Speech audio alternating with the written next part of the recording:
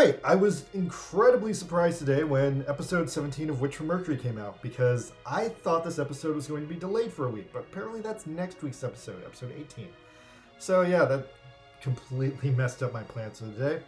Hey everyone, my name is Buster Green, and right now I need only 370 watch hours to get monetized. I am extremely close to getting to this goal. If literally all my subscribers could watch this video, I would be there. But I'm not expecting them to, so please, if you watch this video, watch 2 or 3 more of my other videos, and then hopefully I'll be monetized tomorrow. Anyway, so yeah, last week Prospera went batshit crazy finally, and it was a really intense, really horror movie moment, and she managed to gaslight Miriam by changing topics again, and instead of answering any of her questions about Soletta, she just told her that she wants to kill her dad because she hears ghosts telling her to do it. Now, the fan base went absolutely nuts for this because this was considered probably the most evil thing she's done on the show up to now. But if you ignore the fact that it came off like a scary kabuki performance, all she really did was ignore Miriam's question, tell her to fuck herself, and tell her that her dad was a murderer, so now Miriam has to help her. Now, G-Witch has made kind of a bad habit of doing a massive needle drop at the end of the episode, like this one did, only for the next episode to immediately show what happened right after that moment, and usually Soletta and Miriam showing up and completely downplaying it in the next episode. So, sight unseen, my prediction for this episode is it's going to start off very strong, with Miriam doing her best to take down Prospera. And since Prospera and Soletta are somehow mother-daughter best friends, I think Miriam might be really screwed by this development, but I don't exactly know how. There's a lot of ways Witch from Mercury Season 2 could play out, and I'm super intrigued at whether or not Soletta will become the final villain in the end or end up losing the Gundam. Some imagery in the opening has really suggested that she will lose the Gundam, and I think something like this is about to go down. Anyway, let's see what Miriam's going to do today. So yeah, 17 starts right where Prospera was doing the sharp pose, and she makes Miriam promise to be the president, and Miriam just acts like a wimp, so Prospera calls her half-hearted. Now, I thought Miriam was going to fight back against Prospera, but no, she doesn't. Somehow, this was enough, and Miriam is completely gaslit. So, Prospera makes Miriam a weird deal that Soletta has to fight one more Gundam duel, and then Prospera will help Miriam become the president. And then Prospera implies that Soletta will no longer have the Gundam aerial, which is a really weird thing to say because once again Prospera phrases it in such a way that she seems to not be Soletta's mom, or at the very least she takes no responsibility for what happened to Soletta. I really can't figure her out. She's acting like she just views Soletta as a tool, or maybe Soletta literally is a tool, which again backs up my Soletta as a robot theory. This takes us to episode 17, Precious Things, which starts out with Miriam waking up in her bed to her phone alarm. Miriam immediately meets up with Soletta, and they have the typical normal Season 1 shenanigan banter, but Miriam immediately cuts this off and stays serious and asks Soletta what will happen when the Gundam aerial is taken away from her. Soletta thinks about it and says she will never let that happen because the aerial is her family. But then she changes topics that Miriam is about to turn 17, and that means Soletta and Miriam are about to get married and have their wedding. Elsewhere in the Benner group, Shadiq is trying to form a partnership with Pale Technologies as he needs their backing to run for president. Perhaps this is why he kidnapped his dad, to put himself in a sympathetic and high enough political position to reach the president role. Anyway, Shadiq has full evil man bun energy in the scene, and he barters with the Pale Witches that he can somehow deliver Gundam Inc. and the Gundam aerial to them. This really intrigues them, but somehow they manage to read between the lines that based on the way Shadiq is phrasing things, it strongly implies that he somehow knows his dad is never going to return. Then we go back to the Tomato House, where Soletta's doing all good, but then Elon approaches, and immediately I noticed that Elon's design has changed again, making me wonder if maybe Elon 5 got killed after the end of episode 16 when he said they were planning to kill him if he didn't steal the aerial, and we know he didn't do it. But actually, no, this is pure Elon 5 because he's got that mad rapey energy, and today it's rapier than ever. He pins Soletta to a wall and begs her for the aerial Gundam, and she's just not having it anymore. So Soletta finally snaps and says she doesn't like Elon anymore, so Elon snaps back and pulls out a taser. And he kind of lets it slip with his dialogue that he's not eating the same Elon as before, but then in a shocker, Gul Jatur comes back, and in kind of a massive inversion of what happened in the first episode, Ghoul kicks Elon's ass, and on top of that, he takes away his taser and kicks him out of his tomato house. And Ghoul's just looking great. He's got his clothes back, he's got his hair back to the way it was in the first episode. And Ghoul has apparently managed to get back into school with the help of his brother Lada. So he finally has this really nice character moment with Suletta where he tells her that he's planning to take over Turk Industries and become a new president since his company was on the brink of collapse with Lada in charge. Then he tells Suletta the same thing he told the Earth guys, that he needs to keep precious all of his father's assets, and he tells Suletta that he's just visiting the school to apologize to everyone. Now Suletta is really, really flattered by Ghoul's confession of love, and the two of them have a genuine moment where Suletta doesn't quite get him, but understands that Ghoul is more true to himself now, and because he's able to properly confess his feelings to her without acting weird, Suletta does accept his confession, but then she realizes that she's already taken and tells him that, and ironically, while this is going down, Mercury overhears everything, so she walks out of the shadows and says Suletta has to fight Ghoul again. Mercury then drags Ghoul into the tomato house and explains her plan to Ghoul that she needs to become president, and the only way she can do it is if she's married to Ghoul Jaturk, because then she would have the backing of Jaturk Industries, one of the three branches, for political power, because this is apparently one of the rules of the presidential election of this universe. Mercury agrees.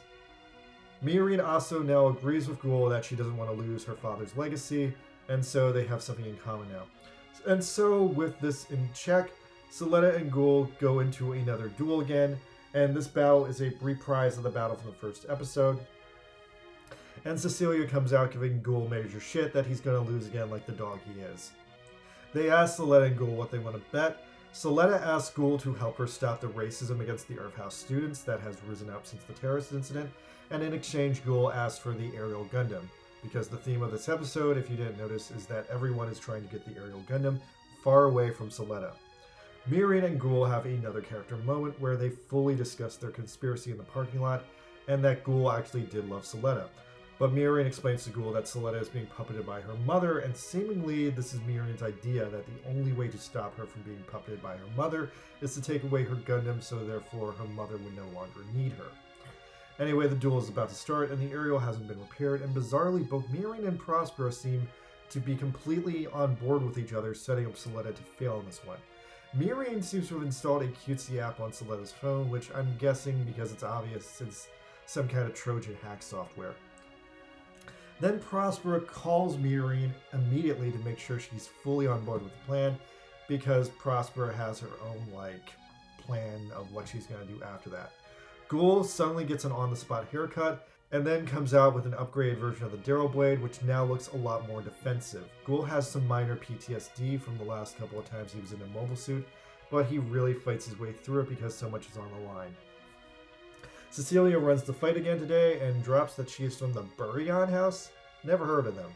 And then we see a bunch of different people watching the fight from all the angles, and Shadiq is very disturbed by this because he realizes that it's a major kink in his president plan. Elon 5 surprisingly has snuck into Grassley House this time and immediately discovers Nika and Noria hanging out. Noria tries to kill Elon with a pencil like she's the freaking Keith Ledger Joker, but then Elon 5 says he's just going to live with him now because he's a fugitive. I guess Pale finally got ready to kill him after all his shenanigans, but since this guy is such a slimy survivor, now he's gonna be with Shadiq. Weird. Anyway, Gundam fight ready to go, and surprisingly the Darrow Blade's new shield does really throw Suletta off. But at the same time, Ghoul is acting like a chump because he can't get over his PTSD. Meanwhile, Prosper and Bell leave on a flight on the Space Concorde, and Suletta almost immediately starts to rip apart the Darrow Blade with her funnel spam, as Ghoul can't get through his PTSD. He eventually does, though, and deploys the Darrow Blade's own funnel system. It seems to have 4 beam saber funnels, and he manages to hit Suletta with the classic Shar-Aspel kick, and then cuts off her arm. Now, Ghoul seems fully like he's gonna win at this time, but then the aerial goes into overdrive mode, turns on NTD, and steals his funnels. So at this point, it seems like Suletta is going to win this one easily, and it'll be a repeat of episode 1. And actually, at this point, she pulls out the full overdrive cannon, which she previously used once in season 1, and it destroyed a bunch of shit. So Honestly, she probably would have killed Ghoul if she had used it. And this is all undercut by Soletta actually going over her insane and dramatic and girlish wedding plans for Miorine. But then the smartphone Trojan app goes off, and it somehow shuts off the Ariel's operating system.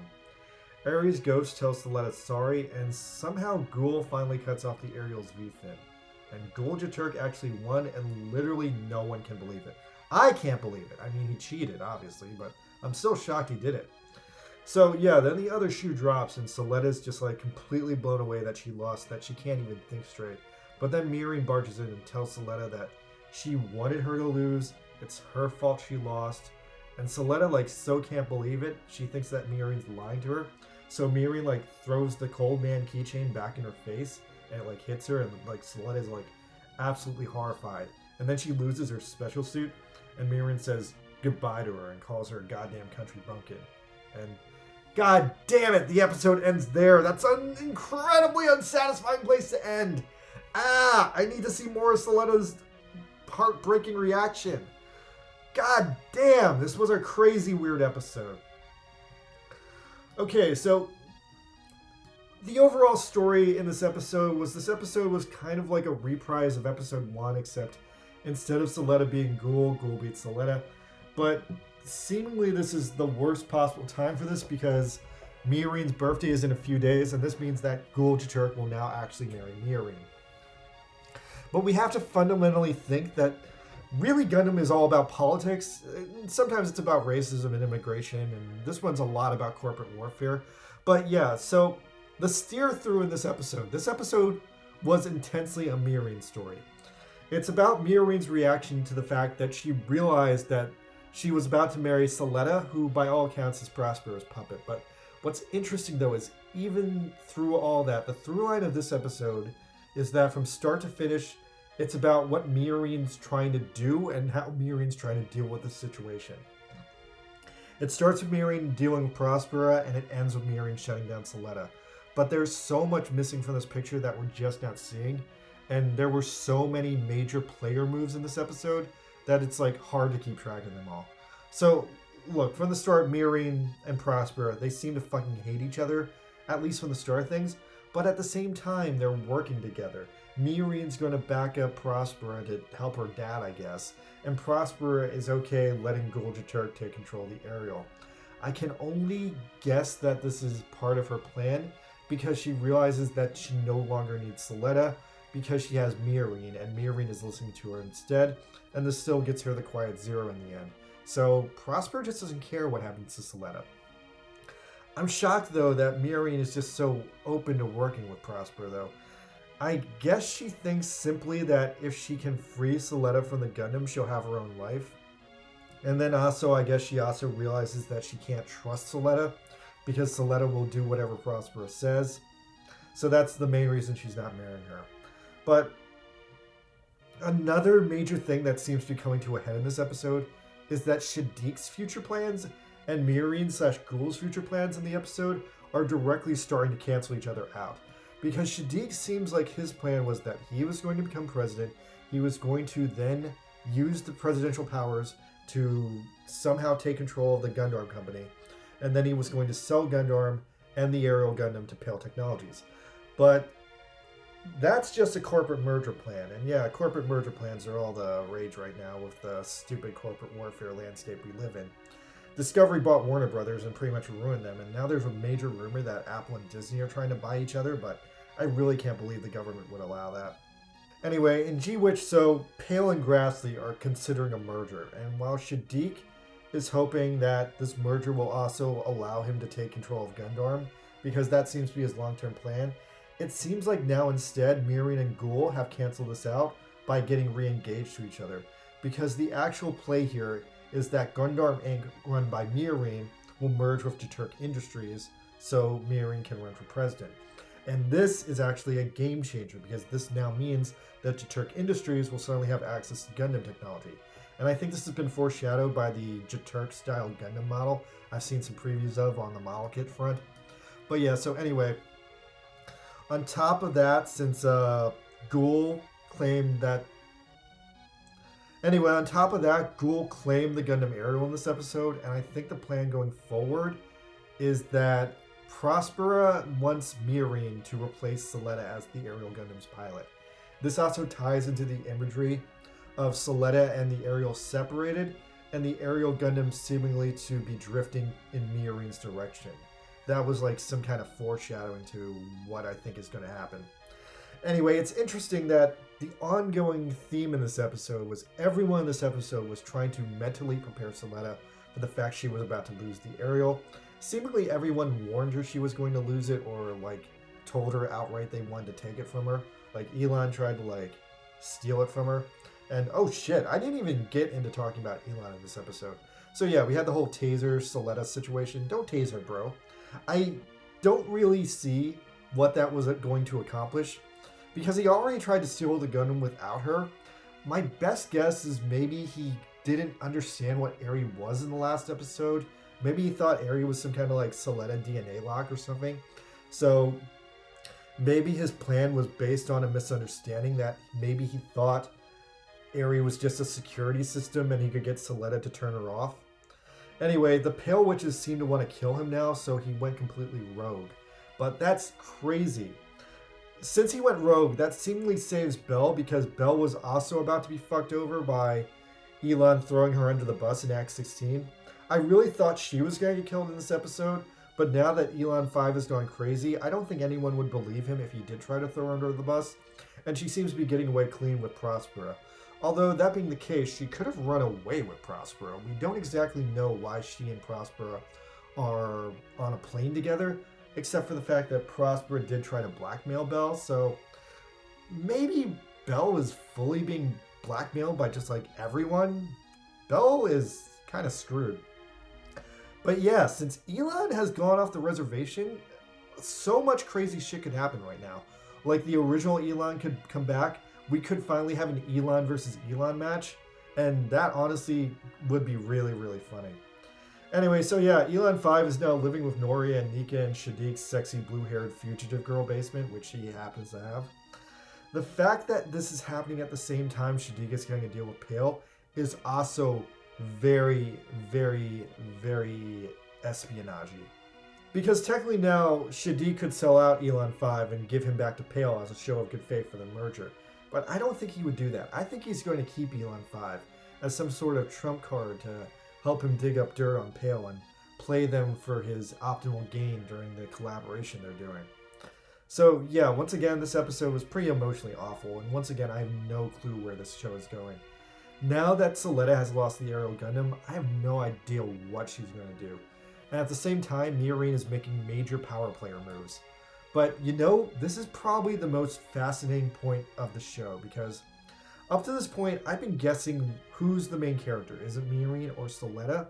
And I would say this is the point in the show where they have to finally make up their mind and decide which way it's going. Because there's literally two paths forward from here. The next episode of the show could be about Miorine, the new pilot of the Aerial Gundam, trying to stop Prospera's world domination plans, while Soletta becomes like a deranged hobo villain trying to stop her. But it could also go the other way.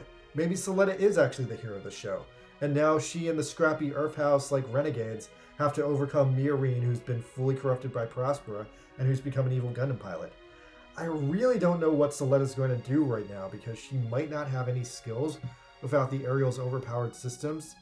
And this is a really painful cliffhanger to be stuck on, because maybe Soletta's going to finally freak out. A lot of bad shit has happened to Soletta, and she's never really reacted to this. But this is seemingly the worst day she's ever had, and maybe Soletta will steal the Aerial Gundam because she can't bear to part with it. I mean, I think that would be an easy solution to the fact that Soletta needs to have a Gundam, but we'll see what happens, because it seems like the show is implying that it is going to get taken from her. Anyway, I'm you, Buster Green, and once again, you guys, please watch 2 of my other videos and I'll get monetized. I only need 360 hours right now. That's so little time, you guys. Help me out here. Please subscribe. All right, good night. Later.